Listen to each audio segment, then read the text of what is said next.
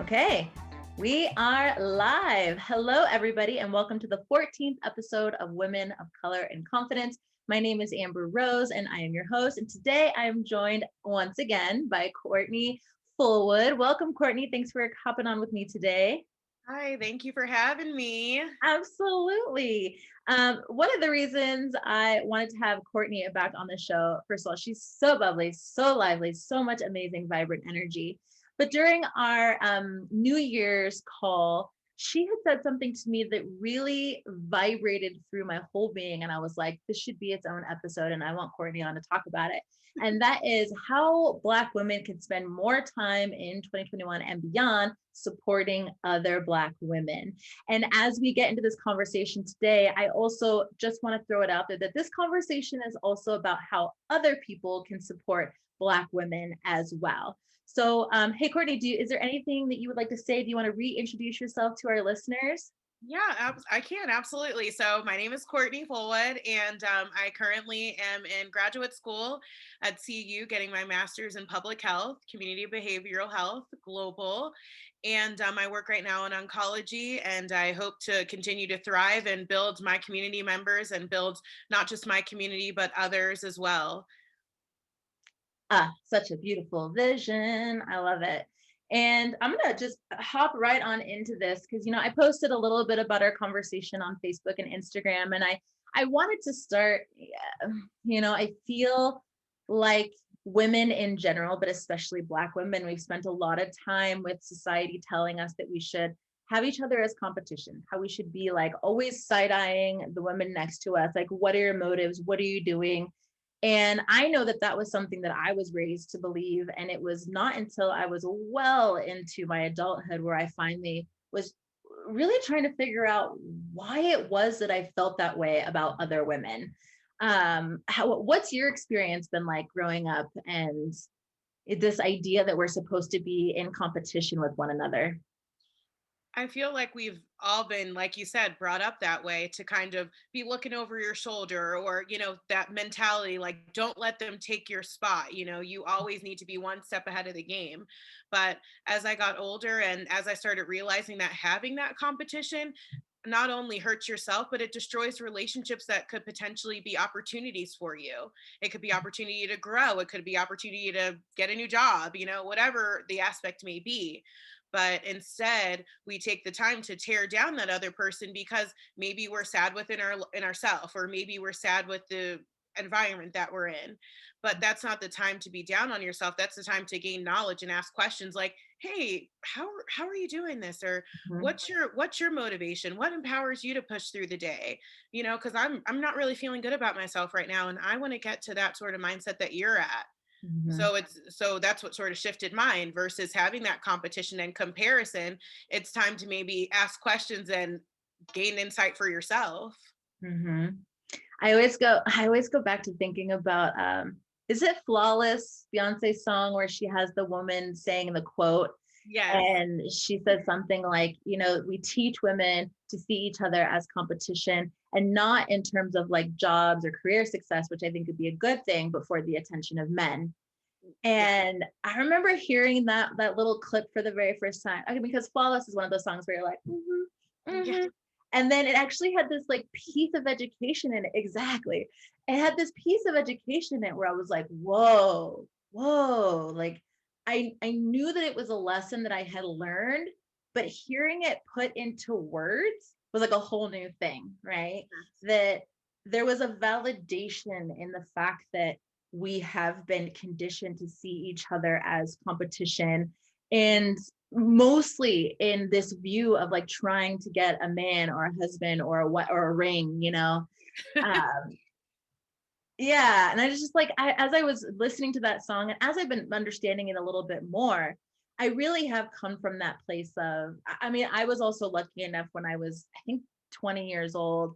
I met a friend, I befriended a woman who was friends with not only with her ex-boyfriends, but she was also great at befriending her ex-boyfriend's new girlfriends.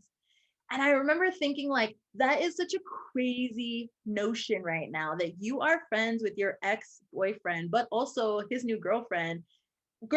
Like, she's made friends with all of them. And I was like, how is that a thing? And she's like, I like, we've been taught to see these new women as like you were saying, taking our place, Yeah. or like sitting in the seat that you used to sit in with a person that you used to love. And she's like, if we broke up, that means that we found out we weren't like supposed to be together anymore. But like, people having a type is a real thing. So the likelihood that this woman and I have a lot in common, or we're going to like each other, is really high. So Yeah. instead of being hateful at her, why not just be like, you're probably pretty cool because you're probably a lot like me. And I was like, whoa, like, people can think this. And I get it. It's like a very far-fetched idea, like, staying friends with your ex and like befriending their new partners. But it was like one of those things that like spun Yeah. on its head this notion that I had, that it had to be this way. Like, that's a new woman and I don't like her. It's always like, I don't like the new one and I don't like the old ones either. Like, you Yes. just, Yes. and I was Like, like, oh, please. It's like, well, wait, did you? No. yeah. I think that like maybe like relationships is not like the easiest way to think about this, but if you think about it with like friends of your friends, right? Like, are you someone who kind of gets like jealous that your friends has other friends, or are you thinking she probably has other cool friends that are like me and we'll probably get along? And like, it's just like this network of not Yeah. only friendship but networking and like Yeah. seeing each other out in their projects, right? And I think that you and I are kind of in that same brain of like, I would rather see you as collaboration Yes. than competition. In competition. Yeah. Mhm. That's not going to help build my bridge. That's going to help tear it down, and tear it will also impact my mental health too. Because if you're constantly competing and comparing, all you do is end up psyching yourself out, negative mindset, and the list just goes on, wanting to be just like that person, wanting to talk like that person. It's like, but you're not. You're Mhm. you're Amber. I'm Mhm. Courtney. You know what I mean? Like, I'm not meant to be you. You're not meant to be me. But that's what makes us unique. That's what Mhm. makes us special, Yeah. which is our huge important components overall. Yeah. I think it's really important too to keep that message and that energy alive for Black women, because we get so stereotyped. So it's Yes. like, if you see one Black woman or you meet one Black woman, they all must be the same, right? So the more we express our individuality and what makes us unique, the more people in society can begin separating us from one another and separating us from those stereotypes, which I think is hugely important. Absolutely. Stereotypes are I feel like the driver in implicit bias, and then the driver in, sometimes inadequate healthcare, and the driver in just getting jobs because that person was built on so many stereotypes of a specific culture. And last time I checked, that's also drives that sort of that wedge in between, that borderline of racism and prejudice. So, and Black women, like you said, we are double jeopardy. We have double jeopardy. We're not only Black, but we're a woman. Mhm. So it's like, man, how many sides can we get hit on here? I can only take but so many dodgeballs hitting me in the face. Like, I'm trying to dodge them. It's like, wait a minute, oh my gosh, now I'm knocked out unconscious. Well, that was Yeah. woo. Oh, it's so true. And speaking of stereotypes, I really wanted to touch on squashing the whole "you're so strong" like stereotype. Like, Black women are so strong. How did you get so strong? And it's like, yeah, we're juggling and dodging these bullets and balls like all day long. We became strong out of a necessity to be strong so that we could go about our jobs, be parents, be good spouses, and then like do good stuff in the world like the rest of the world gets to do, right? Yep. But I honestly have been seeing more of this like saying like the whole idea like "you're so strong" as like a compliment is actually pushing aside what Black women really need, which is to be asked like, how are you doing? How are you holding up?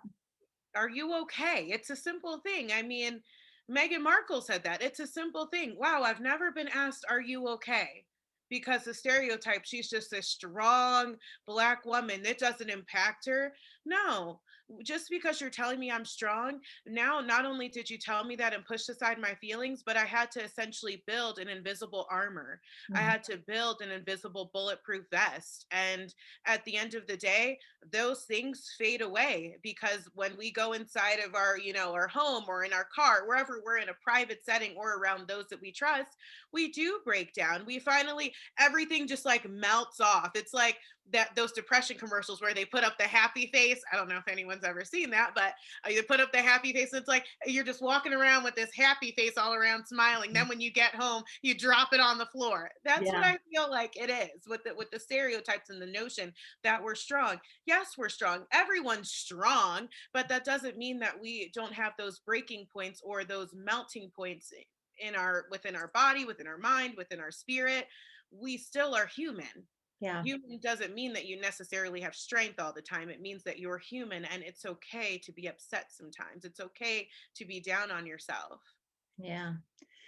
I know that this stereotype of you are so strong also really supports this idea that Black women having any type of emotion other than happiness and strong, all of a sudden is like, whoa, we have like an angry Black woman over here. Like, whoa, we have an opinionated Black woman over here, right? It's like because we're only allowed to be happy and strong, when people see those other emotions, it has this like alert that goes off for them. And then they go, oh, she's having an emotion. And Because she has attitude. You have such an attitude. It's like, I'm sorry. I thought I heard the other person just say the same thing. I merely right. agree. I'm never mind. Thank you. Yeah. I'm going to go, I guess I'll just take that back because I don't want to be seen as anything I'm other gonna than, swallow my words and smile again. Yeah, smile. mhm, yeah. And Yeah. it's tough, you know. Chloe had mentioned on the last episode where we talked about not bombarding Black women about how, you know, this is part of the reason that women have such high levels of other types of health issues, right? When we're not allowed to express our true feelings, nature, because we're afraid of what the backlash or reciprocation of that will be, then like our stress levels rise. We are prone to like outbursts because it's just like it doesn't have anywhere to go because we're not allowed to be who we need to be in whatever place we need to be in, you know. Um, and that's why, you know, part of one of the things that I've been wanting to do, you know, is as my part of supporting Black women in my community is having that genuine like check in, right? Not just like, I'm sure she's having a bomb ass week because like she's a strong Black woman doing really great things. And, you know, it's like, let me just check in real quick and say like, how, not like, are you okay? But like, I hate when people do that because it's like prompting your feelings, right? Because then you kind of get stuck, right? You get, if you're like, are you okay? And you get to be like, yeah, of course I'm okay. You know, Right. yeah, you're like, yeah, of course, yes, sure. But you know, being open-ended with that, like, how are you doing? How are you handling things? You know, stuff's been real for Black people out here this year. So sometimes it's nice to And, have someone and actually call. boy, 2021, I thought we'd maybe get tranquil, but let there be waves and tidal waves and tsunamis. So it's just, we're Um, just trying to handle it daily, little by little. yeah. But no, I agree. I do reach out to my friends the same way. I always say, hey, I miss you, I'm thinking of you, how are you handling everything this week, sort of like tour guide. And then I also talk about myself to let them know like it's okay to talk about yourself. That's one thing that I wanted to hit on, is asking, sometimes when we're asking others how they are, we need to also ask ourselves, because it's being in tune with our emotions and our feelings. And the biggest thing is, I know when I express how I'm feeling to others, it sort of opens up that conversation and that new turn of, or maybe a new conversation wave of, wow, I never thought about that. Gosh, I'm feeling the same way. And then it can stem something to be like, yeah, I'm glad I have someone like you to rely on and speak to, because that is building up queens. It's okay to feel down, but let's build each other up. Bill, Yeah. it's time to take the blocks and the wood and build the cement. Let's build a palace. Yes. I want to build a palace. Run by queens and queens only. Yes, run by queens. Exactly. You get a crown. You get a crown. You get a crown. Everybody gets a crown. I love that. And I love the breaking down. It's like breaking the vulnerability wall, right? Yes. That was actually something that I learned. I built that the wall against vulnerability very young in my life. And I felt like when I was around other Black women that it was like there was a lot of trash talking and gossip and like behind your back and like who do you trust with what kind of information? And I'm at that point where I'm like, how do we stop that? Because I feel like it's become like such a normal thing for Black women to have that hesitation because it's very real. Like it's a real thing. Yes. And I'm like, I'm not gonna lie, I have trust issues with a lot of like people and friends. And I'm like, who do I tell these intimate parts of myself to? Because I'm just like not sure what to do. And like, how do I show up as someone that other people can trust? Right? It's me showing up as like someone who's trustworthy and vulnerable enough to incite that same action in other women so that we all can kind of benefit from it. No, I definitely agree, and I'm a person as well. Like probably many Black women that are maybe tuning in or will watch this, we do have trust issues, but the trust issues stem from even back in slavery. Who were we able to trust? When were we protected? Because at some point, in order to have trust with people, we need to know that we're protected by them, and that's a Mhm. huge thing, is to know and trust somebody and be protected. It's sometimes if you're like wondering what, once again, that concept, looking over my shoulder, who has my back, who has the best interest in me, who has the best interest in us. Let's now I'm not even going to say just me, us as Black women, who has our best interest. Yeah. And when it comes down to that, it's all about communication. And really, you can always tell, not all the time. I don't want to say that. You can almost tell sometimes that people have the best interest in you, but you also have to test the waters. Don't tell them something that really could be, something that they can use against you in an attack. Yeah. Give them surface, and it's like a Yeah. peeling onion. Go deep little by little. That's how you can trust that person. And also, it's the vibes. I know there are some people I've met where I'm like, ooh, we might only be hanging out once. Yeah. Let's be Yeah. honest. We all have. And it's about building now. The biggest thing that I think out of this whole episode, it's really about building, because Mhm. when one person's been hurt in their past, they're not going to trust. The cycle goes on and on for them. But then when they encounter somebody who they trust and want to confide in, guess what? That person is now brought into their life, into their circle. And Mhm. then the cycle goes on to rebuild and revamp and reevaluate not just themselves, but reevaluate the people in their lives. Mhm. Mhm. I think it's really important to acknowledge that not all relationships, this is going to sound really shitty, but not all relationships or friendships are meant to last a lifetime. As No. you begin to grow or you begin to seek opportunities or make shifts in your life, like, I'm not gonna lie, I was a party girl. I love to just like drink and fuck off and like do whatever. And like I was just all the freaking time, right? But when I started, and then I owned my own business and I had my own art gallery, and I was like, oh, I have like responsibilities and like stuff I gotta do now. And at the point where I was like hiring people, and I was like, I have employees. I can't be like showing up hungover, like, okay, yeah, do whatever, like do whatever. Like, it doesn't matter. Like, I had to show up, right? And so, I mean, granted, in my life, it was something where I was like, it was physically in front of me that I had to make changes. But when it comes to your friendship, sometimes it feels like this obligation of having to stick around and stay. We've seen each other through so much and like all this stuff, right? But I think we need to start learning how to take accountability for what it is that we need out of our friendships. And I was listening to, oh, I can't remember the guest name, but I was listening to the School of Greatness, so Lewis Howes, and he had a guest on, and they were talking about how you find your soulmate. And the guest said, my advice to everybody who asks, how do I find like my person, my soulmate I love, is you make a list of every single thing that you want from that human being, out of that human being, out of that relationship with that person. And then you do all those things. And when you start doing all those things, you are going to attract other people who are doing those things. So it's not about making the list and then manifesting the list. It's about putting action behind that. And yes, he was talking about romantic relationship, but I like immediately went to like, okay, I'm thinking about my friendships and I'm thinking about the people I want working in my business, right? Make a list of all of the things that you want out of someone that you can work with or have a friendship with, and then start acting in that alignment to attract those people.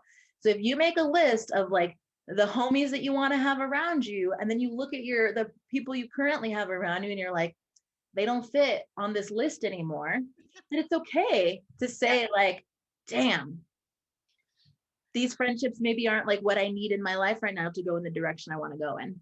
Absolutely. No, I agree. I never thought about that. Now I'm over here. When you said that, I'm like, whew, I might need to revamp my circle a little bit. Sorry in advance if you gotta go. Whoops.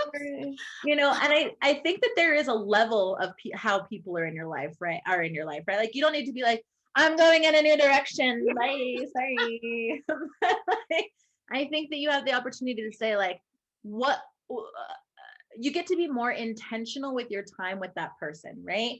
Okay, I do still want this person as my friend, but maybe not like my best friend, maid of honor, always by my side with everything I'm gonna do, right? Like you get to be on those nights where like, yeah, if I decide I want to go out and go dancing or go to a concert, whatever, like I'm gonna call you for sure. Am I gonna call you with my vulnerable heart open? No, maybe not. Probably not, but that's once again that importance of supporting each other and supporting, queen supporting, queen supporting queens. But because the fact of the matter is you want to build your circle of people who are going to uplift you, who are going to empower you, and who are going to keep you on a sane path. You don't want a friend where they become shackles on your feet. Because the moment that they become shackles on your feet, now you're holding up your life and your time's being spent on the catastrophic events going on in their life, that you forget about the opportunities that you're trying to pave a way for yourself. As Black women, we're constantly trying to pave a way for ourselves because we are looked over in so many opportunities. We're looked over, for films and movies, let alone for Jane Doe, me over here in, little old Denver. I might be looked over for jobs, or looked over for opportunities in the healthcare fields, what I'm working for.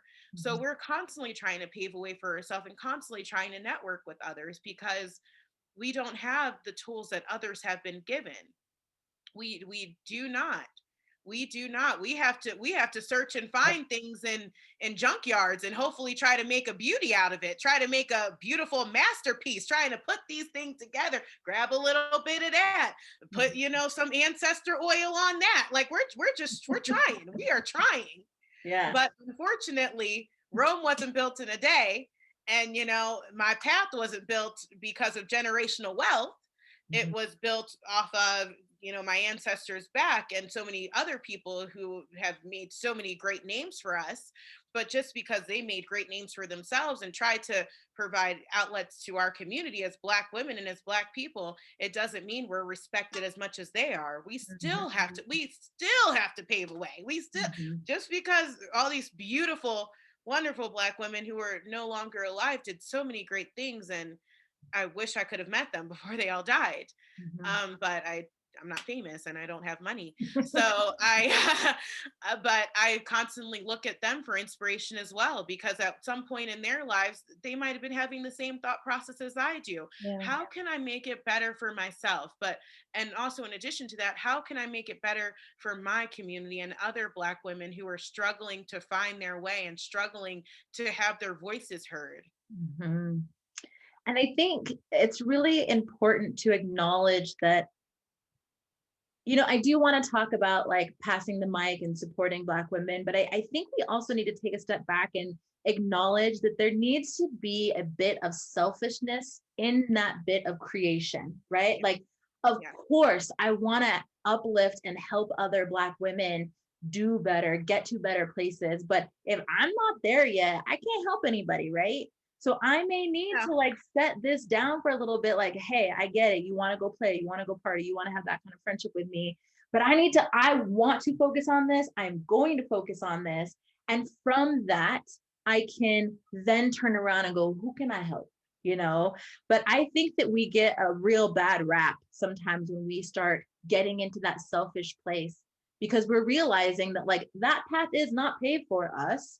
So we are going to pave it ourselves, which means that we are hauling the concrete, mixing the concrete, laying the concrete, even in the concrete. Like we have to do all of that. And then people are like, huh, you know, and it's like, don't That's get where me the started. competition comes. Right. That's where the competition comes, because everyone's looking like, so you think you're better than me. No, no, no. I don't think I'm better than you. Actually, it would be nice if you can give me a hand so that we can try to do this together. I need actually more hands on deck. I don't Right. think I'm better than you. Actually, inside I'm crying and screaming, and I'm actually a child in a cage wondering, can anyone hear my cry? But Whoa.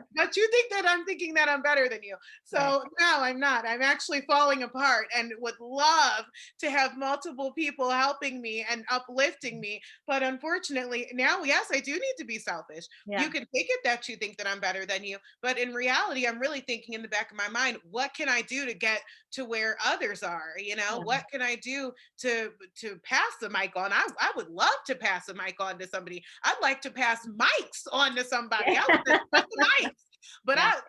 I don't have even the cord to put the mic together. Where am I plugging this in? Where's it going? Where's it going here? Yeah. I do think that that is a big mind, it's going to be a mind shift that happens within the Black female community, right? That how can we take a pause? This is something that I teach with comparison. Comparison is like so huge. And, you know, when it comes to looking at someone who's like paving their own sidewalk, and, you know, what the last thing that that person needs is, you know, their sister standing behind them going, oh, so you think you can just, you know, make sidewalks for yourself now, right? Instead, like, that's cool that she's making a sidewalk, huh? Right. And it doesn't need to be a, oh, you're doing something different. One, why do you think that that's okay? Two, oh, now you think you're better than me. Or three, she thinks she's better than all of us. It's like, Yes. Yes. why is the comparison got to be like that? Why can't the comparison be about inspiration? Why Yes. can't the comparison say, there, oh, there's another way to do something. I like this. Okay, let me see what else I can come up with, right? It's like, Yes. how do we make this mental and emotional shift away from comparison as something that puts us as battle, and make it comparison that inspires us to either join them or do something uniquely different? No, and that's actually, I was thinking of this thought throughout the week, trying to think of ways that I can do better. And the one thing that I've even said on my past shows with you is changing your mindset, shifting your mindset, because at the end of the day, when you think, most likely the reason why these thoughts are happening is what I think is because you're in a negative place in your life.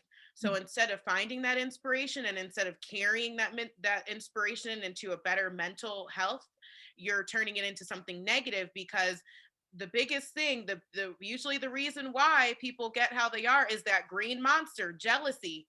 When you are jealous of somebody and you are mad that they have something that you want, because typically you can want other things, but you want exactly what they have, Mhm. that's when you, instead of building them up and maybe understanding and getting some inspiration from them and empowering yourself, no, you want to get others in your group to think and really attack and hate that other person over there, dislike that other person over there. Right. And that's the shift needs to be, really, is understanding and changing your mindset. At the end of the day, you can ask other people for inspiration. How did you do this? Tell me about this, or give me some knowledge, give me some tools that you have. But if you're in your head thinking, well, I'll never be there, I'm just Mhm. not good enough, Mhm. I feel like that's another hurdle, is the jealousy monster, and thinking that you're not good enough, because Mhm. society continuously tells Black women that we are not good enough. Our lips are too big, our noses are too wide, our hair is too coarse, nobody wants to look like us. But last time I checked, a lot of people want to be Black, but they don't want to be Black. So I'm just a little bit confused. So do you want to look like me, or do you just want to appropriate me? Mhm. But Mhm.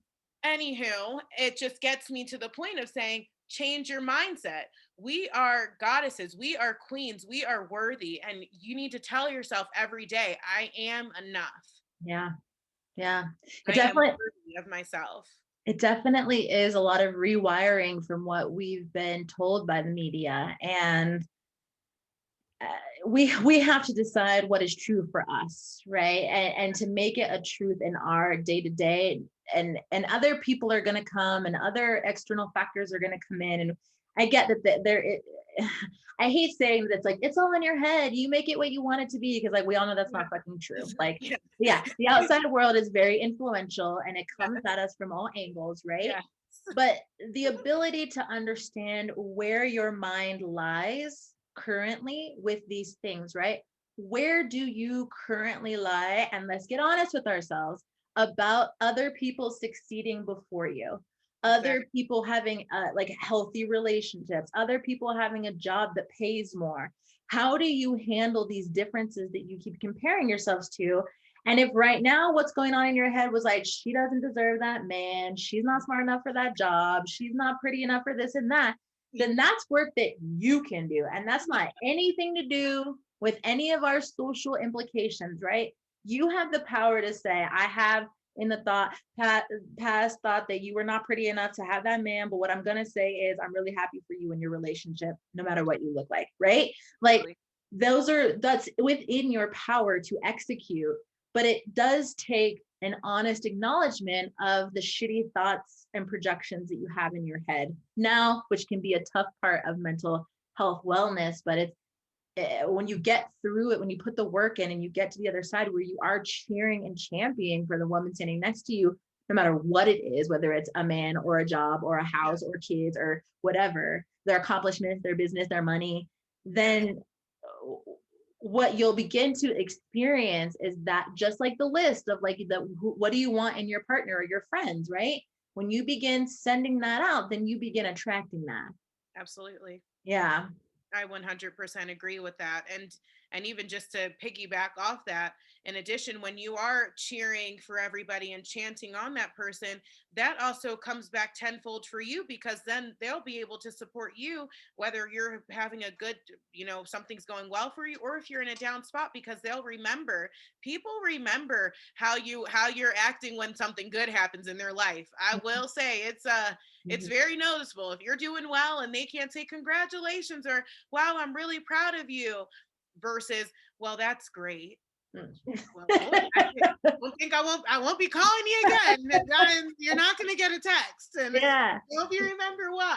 You're not going to get a text, and also you don't get to be a part of the further celebrations that I have. Like, Yes. oh, so in speaking to that, I have been trying to find new and inventive ways to support Black women in my life. Obviously, this show is a big part of that. And there's a part of me that was like, are you going to keep the show going? And I was like, absolutely going to keep the show going. Like, I get to talk to amazing Black women, do amazing things in the world. And like, this is a part of the amplifying of those voices. So I'm like, okay, I got this like platform, this show, right? Yes. And I'm like, okay, so like, how do you do it? I don't, it's so funny because we talked a little bit about at work. I've been trying to read about, how other people can support Black women out in the world. So in their careers, their field choices.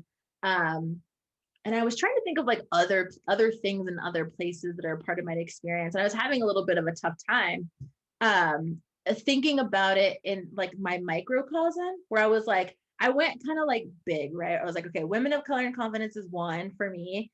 The other one that I did this year was I am, aside from like my coursework, because I also have like my coaches and teachers and classes, aside from my coursework reading, I'm only reading books written by Black female authors. Yes. Yeah. And I was like, okay, I'm like, this is it. I'm going to do it. And so my friend's like, oh, do you want to read this book? And I was like, is it written by a Black woman? It's going to have to wait. 2021 is all out. Not on the list, but thank you for the offer. Thanks. It's gonna have to wait. But I'm curious to see like I love that this was part of your 2021 resolutions intentions. So what did you come up with?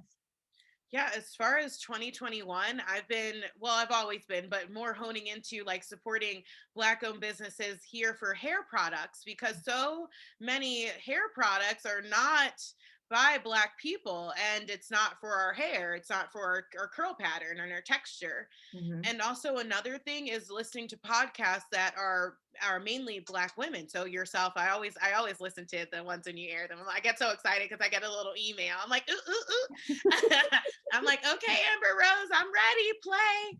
So and Thank then I've been you. listening to, you're welcome. You're amazing. You know that you are. That's why I come back every time. You are amazing. I'm bowing down. You can't see my hands in the camera, but I'm bowing down.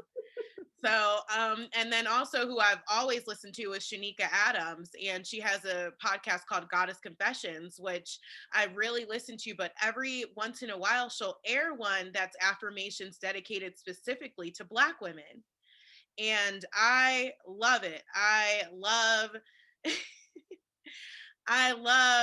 just empowering myself, because the biggest thing, when I aired mine is I moved here with didn't know anybody. When I'm talking Yeah. about, I didn't know a single soul. And I wanted to move back home. I was like, okay, this might not be for me, Court. Maybe just go back to North Carolina, try it out again. It's not for you. Mhm. And I just remember like laying on my bed and saying, okay, let me put some music on. And before I put on music, I said, God, play a song that'll get me motivated and keep me out here in Colorado. And Never Too Much came on by Luther Vandross. And that was my song as a kid. Like when I would get down and out, whenever that song come on, I'm like, oh, I was bouncing and jumping. I'm like, okay, God, so I'm gonna stay out here again. And I did, and I'm glad that I did. But I will say the biggest thing is having Black female friends out here, which is not a lot in this state, I Yeah. will say. But I've been it's not a lot, but I've been trying to meet more Black women who are like-minded like me, very passionate and driven and ambitious. And I'm glad I met you. I feel like you're just like this amazing ray of sunshine. I really do. I feel like even the flower on you, I'm just like, she is just a ray of sunshine. I'm getting my hug from you before the Before I leave, absolutely. before you leave. I'm getting a hug. And my biggest thing is I always stress this, but you want to surround yourself around people who will constantly and can be consistent but build you up, and you build them up. It's a natural reciprocal relationship, because at the end of the day, in order to be your best version of yourself, you want to emulate and also be the best person for them as well. You can't ask somebody, I want you to do this. Right. But I'm sorry, what are you doing for me? Because you're asking me to give you you want me to do this whole list and be able to say, speak 12 languages, but you didn't even ask me, if I want to maybe get dinner or drinks, or, Yeah. how am I feeling? Did I make it to the gym? You're not asking me anything of my personal life, but you expect me to be 110 in while you don't even have a pinky toe Right. into the relationship. Mhm. So in 2021, what my resolutions that I still will keep with me is always doing the words of affirmation, and always continuing to empower myself and be the best I can be, so that I can be that for others, and in my relationships that I'm building with others in my community out here while I live here. Yeah. I think that was one of the reasons why that episode of School of Greatness hit me so hard, is because it really outlines, when you think about what you want in a friend, and you're like, I want X, Y, Z, P and Q. And then, you start realizing that if you want those things, that those are things that you should probably be reciprocating to.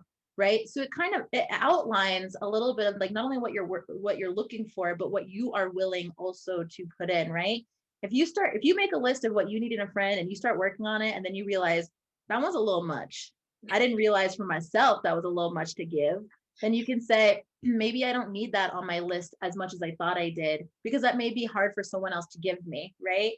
Yes. But, walking blindly into friendship or partnership, being colleagues or collaboration or something, you have these expectations that I don't think that we necessarily like write down or express. And then when people don't live up to that, we're like, oh, and it's like, you didn't even ask for that. You didn't say that. You didn't know that, like, you don't even know what kind of stress that puts on the friend. Like, let's have a Exactly. conversation, you know? Exactly. It's like instead of running away, I've obviously hurt your number 10 on your list. I didn't even know there were any numbers. I actually didn't know you had a list. Maybe we should talk about this Yeah. because Yeah. what's number one? At this point, let's maybe go through what you're looking for as a person and a friendship, because I might not fit any of those. I might be X'd out on number one. I, Really. you know, I actually was thinking about this with, I know this is going to sound really weird because I don't want to equate having a friend with like a boss or an employee type energy. But I was thinking about this with like a job interview, right? Like I haven't had a job interview in years, but when I did, I remember learning that you could ask questions of the organization too, right? Like there was a point where I would go in and they ask you all the questions and I'd be like, okay, thank you so much for seeing me. And why are you late? I would just like leave.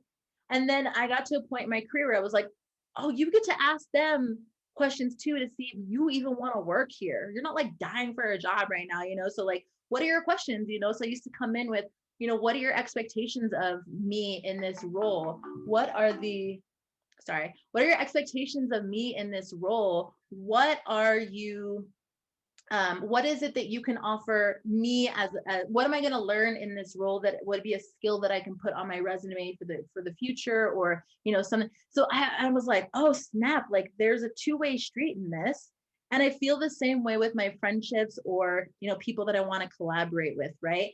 There's so much that I can bring to the table, and I already know I'm bringing a ton. I'm going to give you 110% every fucking time. You're not even going to ask for it. You're going to be like, hey, we have you at 110. Can you get down to 75? And I'm going to be like, I'll try. Right. But then, like, you have to, those are questions that you can ask too. Like, hey, I know I'm going to bring that. So, like, what are you bringing? Or what are we going to work on? Or how are we going to handle challenges? Or is there someone that's better suited to follow through in this position than me or you? Is it okay to talk about that may be a possibility? So, like, I don't know. I think when it comes to friendships, I've not taken on this whole, like, I'm going to interview you. Here's my list of things, like, but I It's fine. do. Let me know what time slot I need to sign up for. It's okay. It's okay. Let me know what time slot. That's all that matters. I'm ready. I can do it too. I can interview. I'm an interview person. I got this. I love it. But it's one of those things where I feel like it eases the complication of togetherness, right? So if we're talking about Black women supporting Black women trusting Black women building relationships and friendships with one another, whether that's personal or business wise, right? That sometimes it helps to be super clear about what you want or what you need. And we've kind of gotten into this cycle of not talking about our wants and needs because we're so freaking strong all the time. And then we don't get partnered with friendships or working relationships that serve us. So then we get frustrated, we get bitter, there's resentment, there's fighting, there's constantly pinning, and then no trust, no ability to be vulnerable. And then it's like, who does that help? Who does that serve, really? And also even just the part of being so strong, it's the fact that when we get passionate and we're voicing our opinion, we become an angry Black woman, we become an aggressive person, we Mhm. become a person who everyone's beginning to ask us, well, I mean, can you just calm down? i Yeah. I didn't know I was getting so boisterous that I scared you. Like, why are you, first of all, and why are you scared? Yeah, why are you scared? You asked me, what do I think about what's going on? I'm expressing myself, and now all of a sudden it's like, maybe we shouldn't have asked. Maybe you shouldn't. Maybe you shouldn't then, because I'm passionate. If Yeah. somebody asks me about myself, I am passionate. I'm passionate about building relationships. I am passionate about my community, and I'm passionate about Black women being treated fairly. Yeah. That if somebody wants to be upset that I've gotten, have all this passion and rage, and I'm Yeah. aggressive. I'm so aggressive. My voice has become a weapon. Then perhaps don't ask us these questions, because that's how I'm going to be until the day that I die. I'm not going to sit still while Black women still get treated poorly for, in maternal child health, because I'm a woman and I'm Black. I'm not going to be calm and sit still when I see there's not equal opportunities for us when we are receiving the highest education in history. We are actually receiving more masters and doctorates than in history ever before, which, yes, queens, yes, We are, raise the roof. we Keep are going. gonna run this world, in We're case you're gonna Who wondering. runs the world.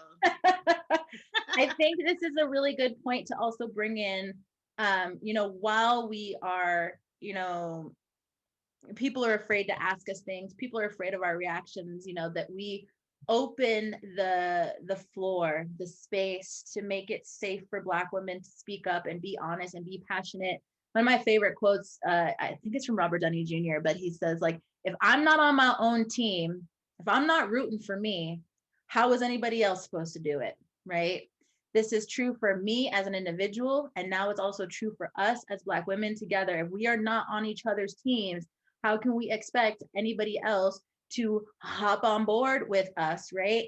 And as we talk about these issues that are really impacting Black women in general, on a whole, I think it's so freaking important that we do not pass on the struggle.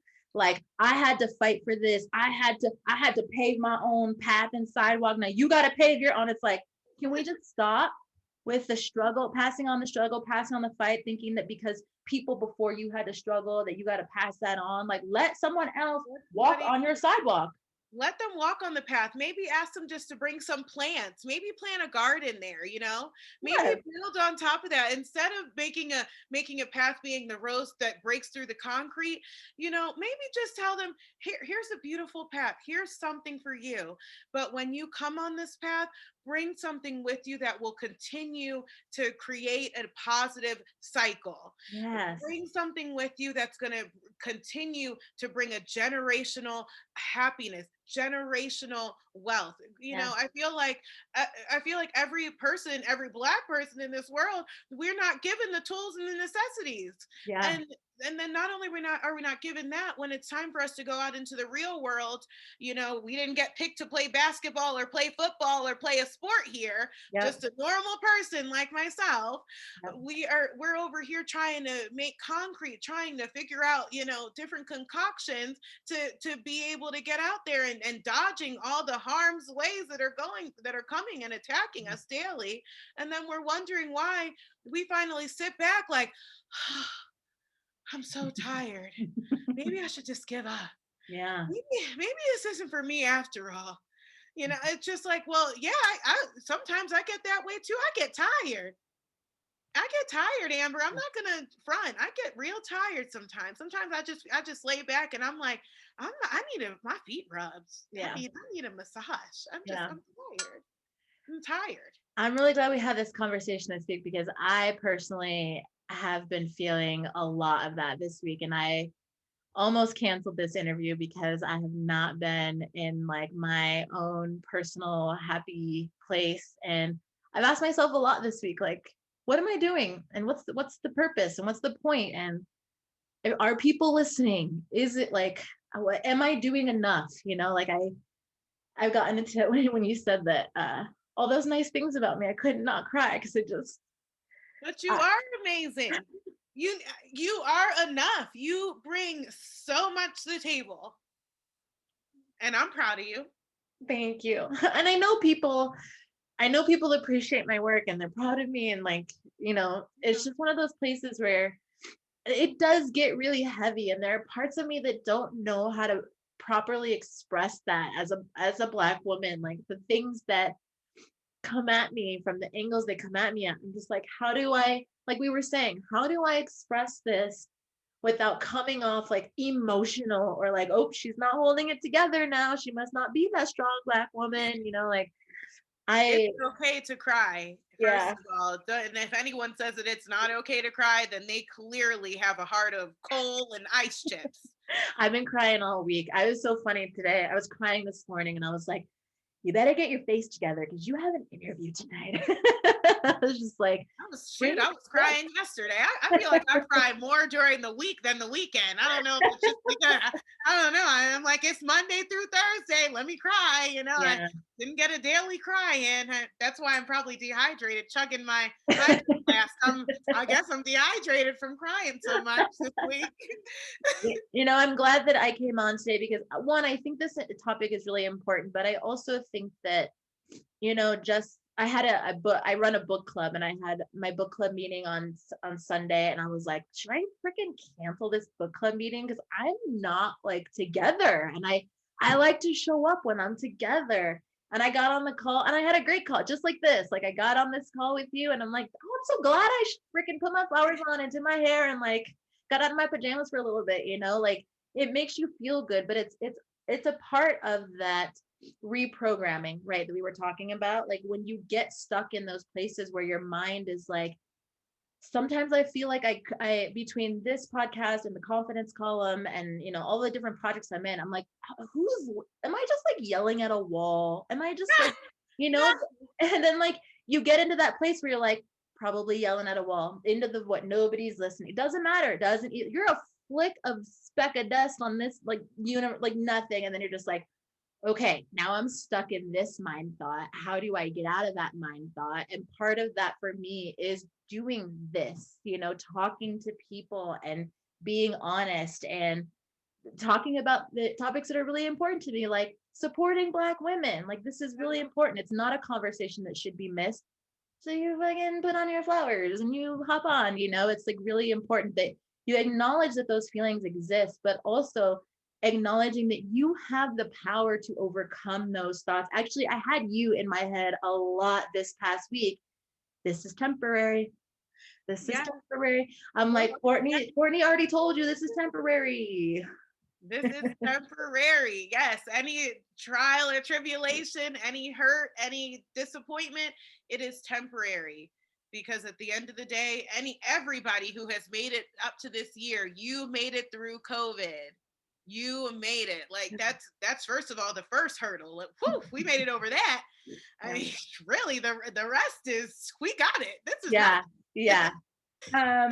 Okay, so we're approaching an hour here. So it's been such a great talk. I'm curious what do you have any specific besides was it Shanika Carter? Any women, organizations, products, services that you were like hella supporting this year? Of course, of course. So yeah, I watch and listen to Shanika Adams. She actually does have an Instagram as well. Yeah, no, it's fine, it's fine. And also in addition to that, when I was posting that I was doing this podcast, I actually had just two people. It's only two. They reached out to me about promoting their business, and they are two Black-owned businesses. One is from a good friend of mine back in North Carolina. It's actually a hairline and a growth serum hairline that's an anti-itch hairline, and I've actually used it on my edges. My edges are coming in a little bit more, and it's called Verified Beauty LLC. And she has a website, and I'll hand you all the information, Amber Rose, once we're done. And she also has a hair and body butter as well. So not only can you use it in your hair, but you can use it on your body, which is important because we all want to keep our skin hydrated, especially during these cold months. Mm-hmm. And then also another person is Cocoa Cream Co. So it's a cocoa cream co. I know that's just whoosh, but she sells apparels and accessories that is basically just a platform for Black people to sort of go there and buy different apparel that have quotes on it, that's just empowerment towards the Black community. And it's also just allows just not only her, but as Black people to express ourselves in a positive way and in a positive light. Which is very important in today's day and age. And also it's Black History Month. We need to be supporting each other for infinity, all year long. It doesn't end, but February is our month. So February is definitely a promotion for Black-owned businesses, and also helping people during this time. The biggest hit in businesses throughout this pandemic were Black and Latino-owned businesses, which is very, very tragic. But that's typically what happens for those that, it's just that generational wealth and that generational wealth curse that we have. Yeah. Oh, I'm so excited to go check it. Cocoa Cream Company. When you said it, I was like, I'm like, um, wow. yeah, I'm super excited to check both those out. And yes, I will. When I post up the episodes, I'll make sure to include that information in the details there so that people can go on and visit them this month and beyond. I'm super excited. So the only thing, it was so funny. I was thinking like, is there anybody that I personally want to promote? And I'm gonna go ahead and promote myself because I worked extremely I worked extremely hard over the holiday break this year to get the confidence column up and running as its own podcast. Y'all are listening to Women in Color of Confidence, and we've been up since I believe September of last year. But prior to that, for the 2 years before, I do run a company called the Confidence Column, where I was teaching online classes, courses, seminars, and also doing one-on-one coaching for women wanting to build up their self-confidence. But also beyond that is really learning how to disconnect from the damaging habits that we've created around perfectionism, imposter syndrome, comparison, judgment, and learning how to take those things that we have learned, kind of dismantle them, and in their place put new, supportive, confident, loving thoughts, behaviors, and habits. So in the work that I was doing there, I was asked multiple times, do you have a podcast? Do you have a podcast? Do you have a podcast? And all year long, I was like, I don't really like, what would I put on this podcast, And so I decided to turn the confidence column into an advice column where every week I answer a different question from listeners like you about confidence building techniques and how to get clear of things like self-sabotage and, imposter syndrome and the like, infusing it with how to positively and confidently communicate better to yourself and to the world around you. So the confidence column is its own podcast now. I actually put up a new episode today. And I invite you all, if you enjoy Women of Color and Confidence, it's not the same because I'm not interviewing anybody, but definitely answering those questions and offering my advice on how you can confidently communicate to yourself and others around you based on your life experiences, these things that are really having you struggling or dragging yourself around.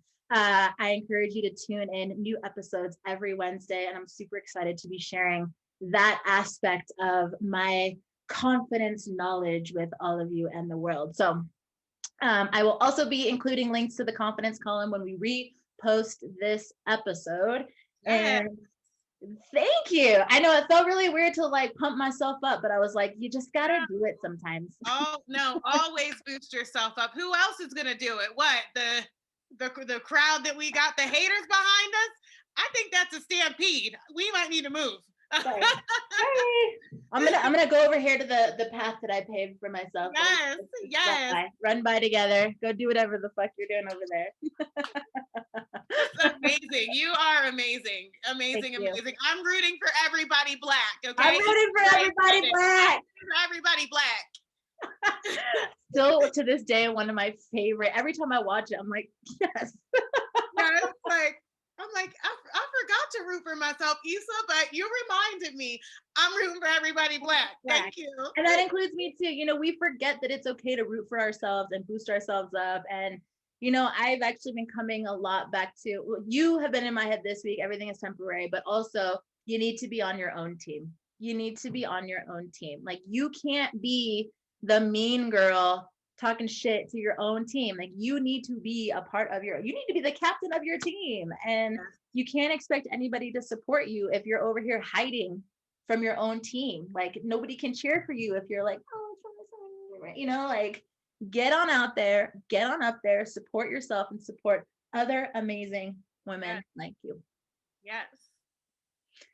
Oh, thank you so much for this conversation. I needed it. I think a lot of other women need it too. So I'm so grateful to have you back on. Thank you so much for being such a radiating light in this world. You are.